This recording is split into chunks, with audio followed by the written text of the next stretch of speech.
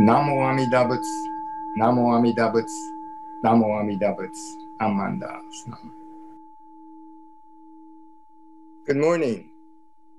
We have just celebrated Thanksgiving last Thursday, and most of us probably had a different Thanksgiving than any we've ever had. Most of us probably did not gather with family and friends due to our concerns with the virus. I hope that we're all limiting our contact with those we love so that we protect the vulnerable. The infection of the COVID-19 virus is increasing. And due to false information, many are ignoring the health risk.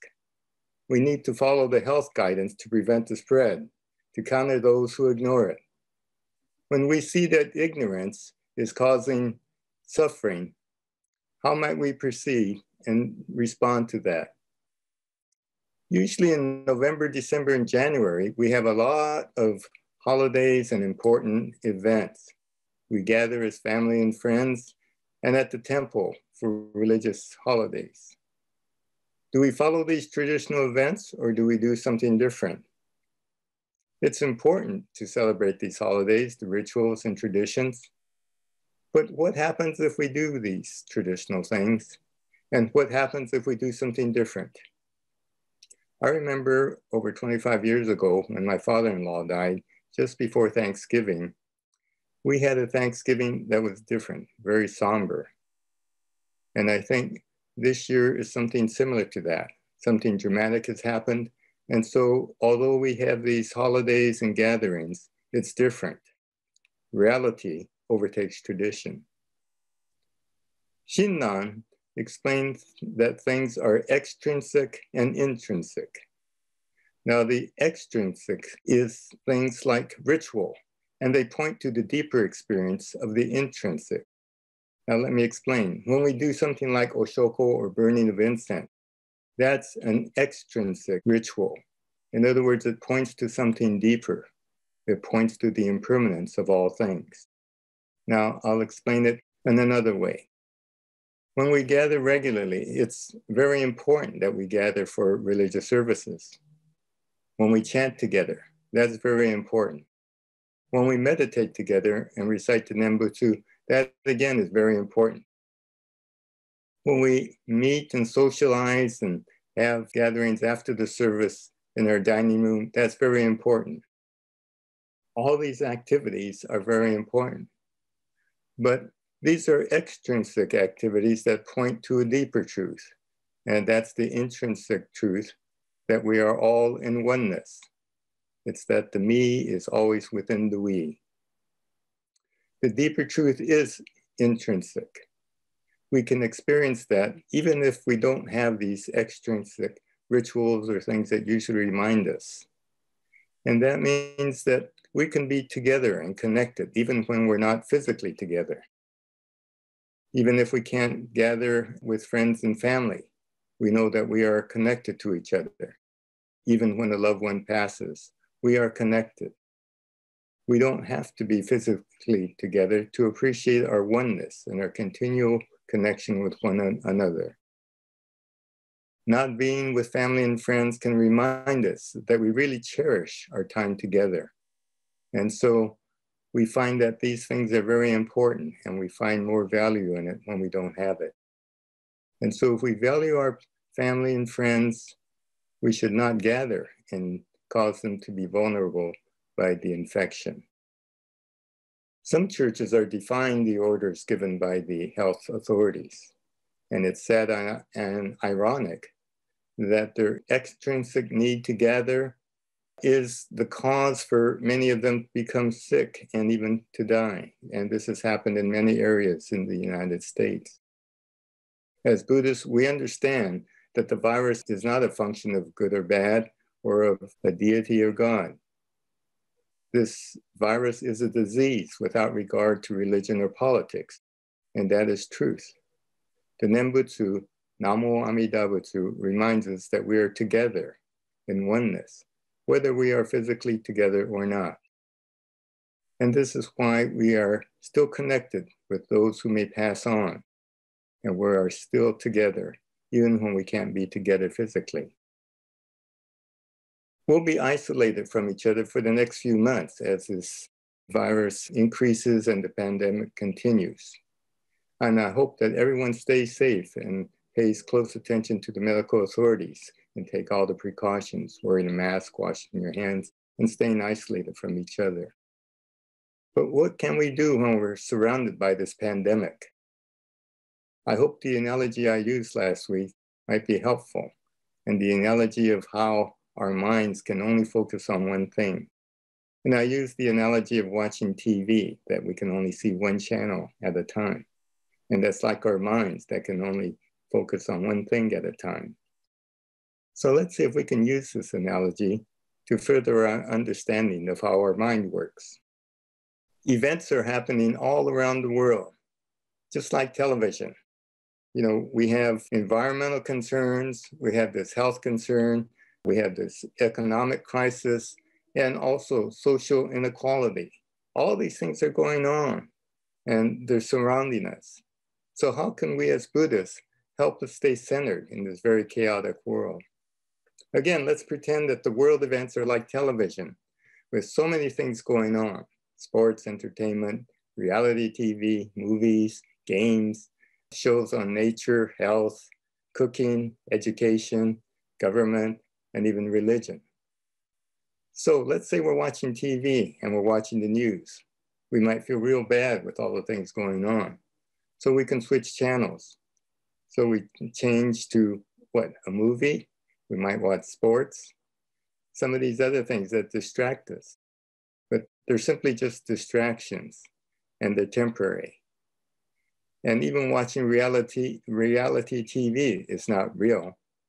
All these things are just distractions. Now, what if we turn to the Buddha channel? Can the Buddha channel help us see reality? The first step in this channel is to wake up to reality, to be centered. And the Buddha channel starts with the basics: meditation and breathing. What happens when we turn the TV off? We have real reality. So let's try to see what this means if you follow me with this little exercise. Now, if you do and follow what I say and actually practice this, I think you'll find a change. You'll experience something. But if you're just listening and thinking about what I'm saying, I don't think it will help if you don't actually do it.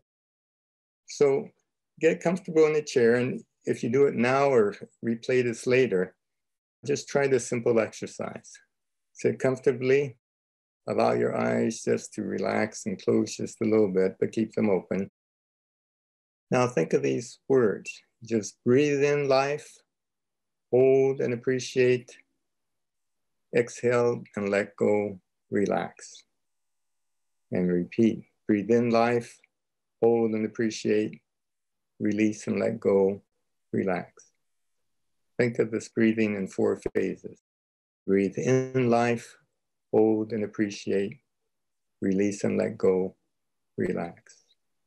So repeat that a few more times. Breathe in life, hold and appreciate, release and let go, relax.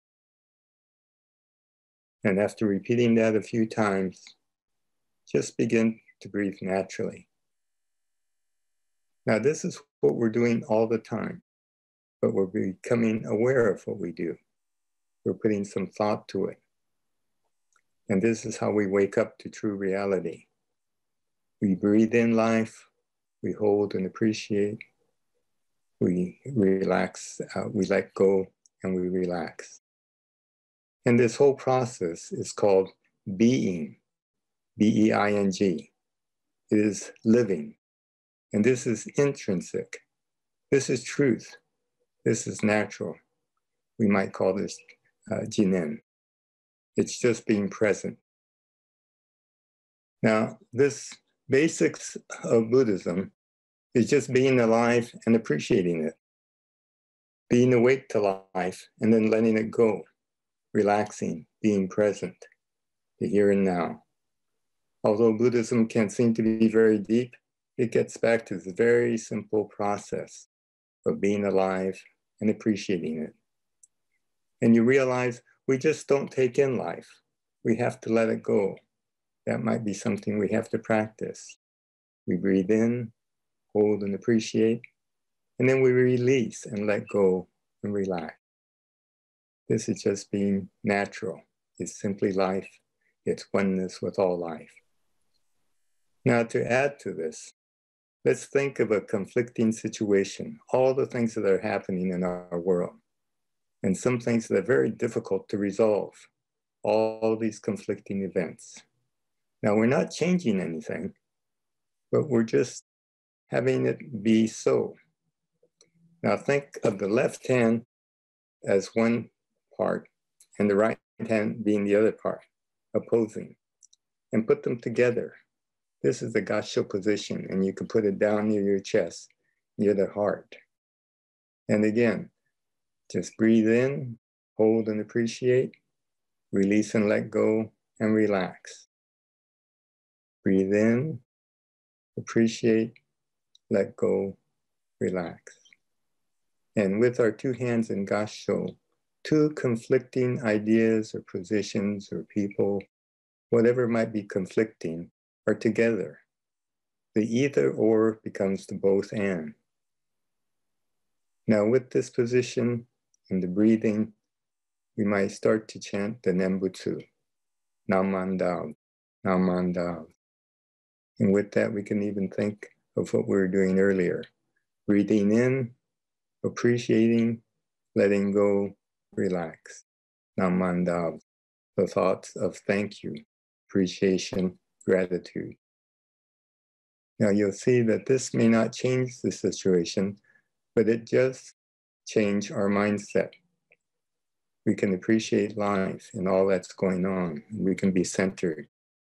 And from this simple position and this experience, just being one with all things, we can begin to move forward. But at any time, we can come to this posture, which is basic to Buddhism, just breathing in, letting go, appreciating all life. Just these four things: appreciating life, accepting it, letting it go, just being. Accepting life, appreciating it, letting go, just being. And so this is the lesson of the Buddha channel. And it will work if you actually practice this. And if you just kind of listen and think about it, it stays in our minds and it may not change our reality. But actually doing this may help change the way we see life and move forward in this world of conflict and duality. So with this, we'll end today's talk. I'll talk a little bit about what is happening in the future. Next week, we're having our Bodhi Day service, also having our Shotsuki. Reverend Smitty Smith will be our guest speaker, and she's one of our minister's assistants. And after that, because of the COVID-19 pandemic, we are not having our Mochitsuki. We are also not having our temple cleanup. And therefore, after Bodhi Day on every Sunday, I will be giving a Dharma talk, which will be on our website. And so we will be following our Dharma talks in December with 3 of our Buddhism 1, 2, 3, but first 3 Wednesdays in December. So with that, let's end again with this gassho posture, which we can do at any time, and repeat the Nembutsu, which centers us and affirms that we are one with all. Even with the turmoil we have, we are one with all beings. And so even being physically isolated from each other, we know we are connected in the Nembutsu. So please join me in reciting the sacred words, Namo Amida Butsu, to close this service.